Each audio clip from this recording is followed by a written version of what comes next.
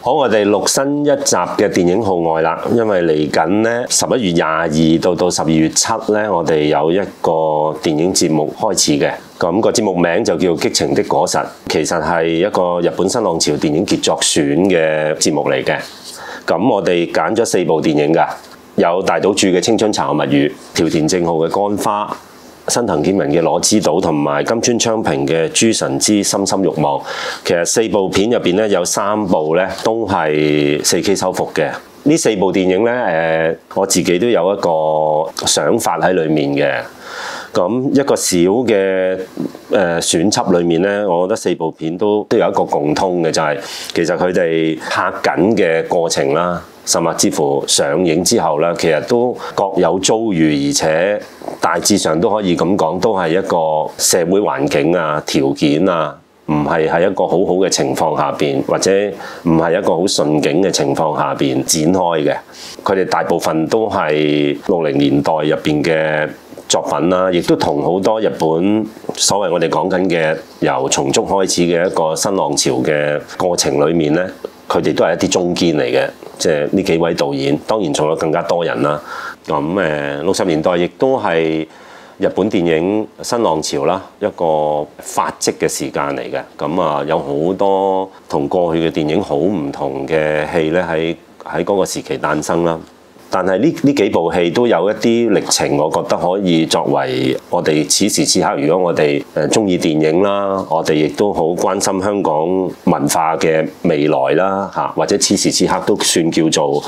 係一個幾大嘅困難啦嚇。有啲逆境裏面咧，其實呢幾部戲都我相信都可以刺激下我哋去諗下嘢啊嚇。究竟我哋應該點樣喺創作上邊啊，製作電影上邊有啲咩嘅啟發啦？咁我深信呢幾部電影，尤其是對於新一代嘅電影人嚟講，可能係好有幫助。如果睇下可以有多啲嘅參考，或者揾到多啲嘅靈感。咁我逐步講一講啦嚇。我諗多數中意電影嘅人啦，對亞洲電影注意嘅人咧，尤其是日本電影咧，一定會聽過。譬如舉個例啦，我哋今次會做大島渚嘅《青春茶學物語》。咁其實部戲就好出名嘅，好出名。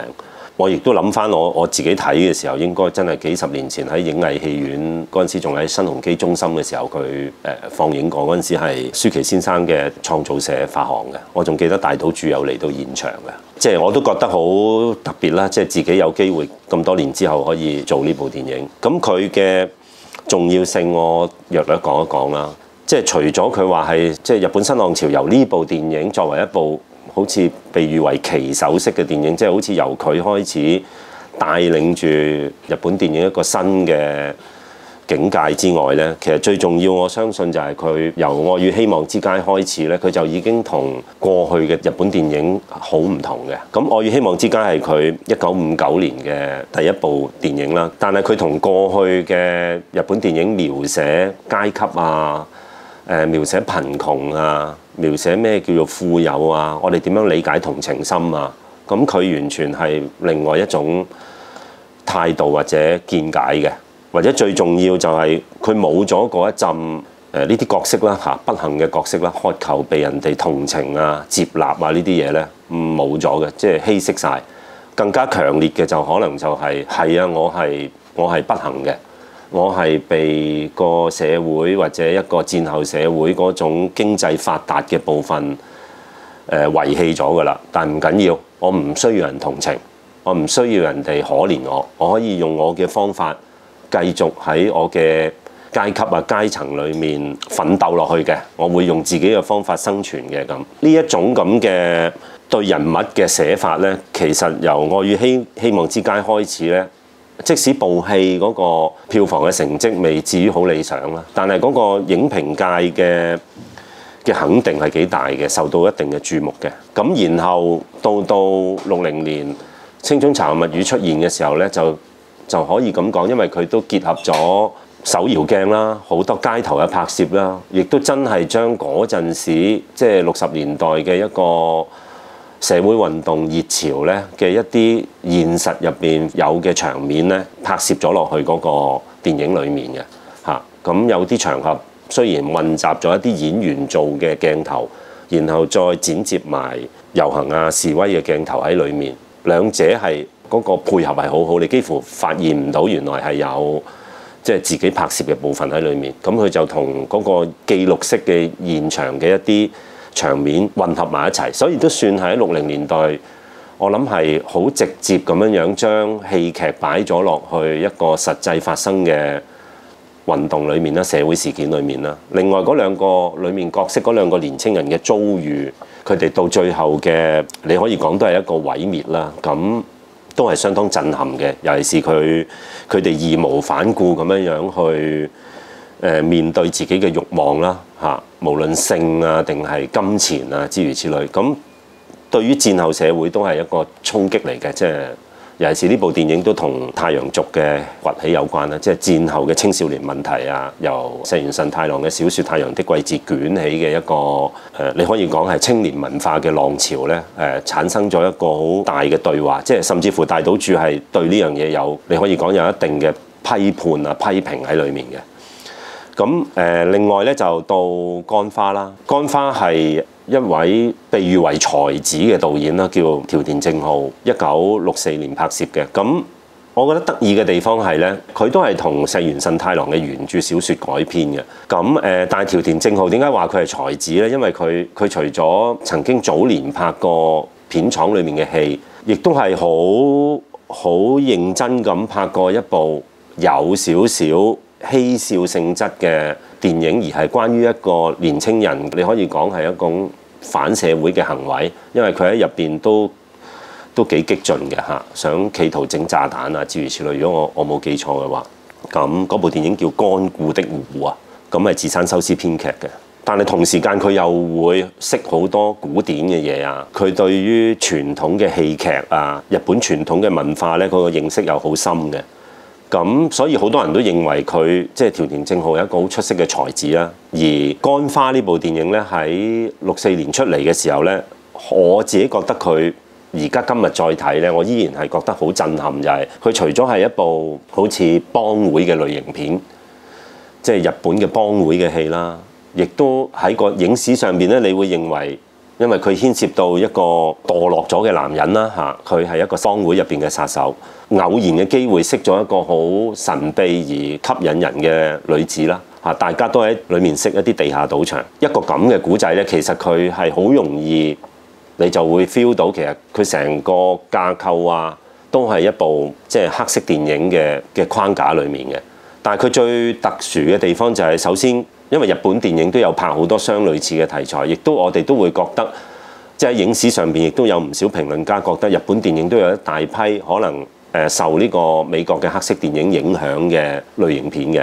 咁但係呢部特別嘅地方就係第一，佢有冇滿設嘅，你可以講介乎於聲效同埋配樂之間嘅一啲實驗性嘅嘢擺咗喺裡面啦。而條田正浩亦都好清楚佢想做一啲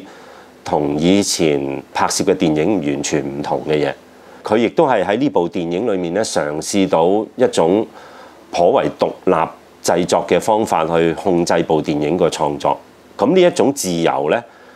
佢自從拍完《乾花》之後咧，佢自己都聲稱係翻唔到轉頭。佢好 enjoy 呢一種即係由自己控制咁多嘢嘅製作。佢自己亦都喺個訪問入邊講咧，佢之後就好唔想翻去以前嗰一種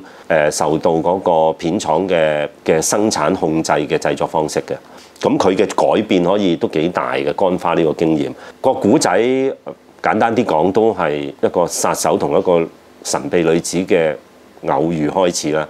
但係特別嘅地方我又唔可以穿橋啦。特別嘅地方就係佢裡面未必牽涉到性啦。但係其實性喺裏面係一個暗湧嚟嘅，而佢不斷思考緊咩叫做生存咯，死亡係一樣咩嘢嚟嘅？而喺嗰個過程裏面咧，佢透過咗賭博啦、殺人啦，甚至乎最後一次執行任務嘅時候嗰一種，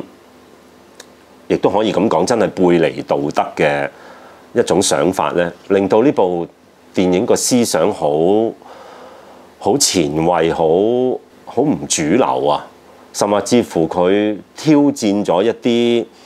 你約定俗成對於所謂人物啊，一啲佢嘅罪啊，佢做過嘅嘢，佢應唔應該去救贖自己？係咪應該去反省自己做嘅嘢係啱定係唔啱呢？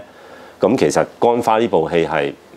顛覆咗呢個諗法嘅，令到你睇完部戲之後，你可能係會諗下，究竟入邊嘅人物做嘅嘢，你係咪真係同意呢？但係似乎佢入邊陶醉緊或者沉醉緊去思考嗰樣嘢呢，都係我哋每一日都思考緊嘅。係咯，呢個部分我覺得係相當優秀同埋有特色啦。咁希望大家去睇下啦嚇，好野性不羈啊！我覺得呢部電影講咗咁耐咧，都講一講啲場次啦。咁裡面有11月22同11月30，我哋有青春茶後物語嘅時候咧，即係嗰兩場入邊咧，我有一個影後分享嘅。咁乾花咧係11月23同埋12月7咧。咁啊，會有一個影前嘅簡介。咁啊，攞之島咧就11月28有一個影後分享嘅。另外有一場就12月5。咁啊，諸神之深深慾望咧就11月29同埋12月6放映嘅。希望大家注意啦，留意下啦。咁啊，最後咧一定要多謝翻日本交流基金啦，日本各駐港總領事館嘅一啲 support， 都唔係一啲㗎啦，佢哋係全程去 support 我哋嘅。咁好支持我哋電影文化中心嘅活動，同埋 MCL 同我哋嘅合作啦。咁我哋印咗好靚嘅 flyer 嘅，咁都會派發嘅。咁大家留意下，印數唔多㗎，冇乜錢啊。咁大家支持下呢個電影活動啦。咁我哋今日講到呢度先。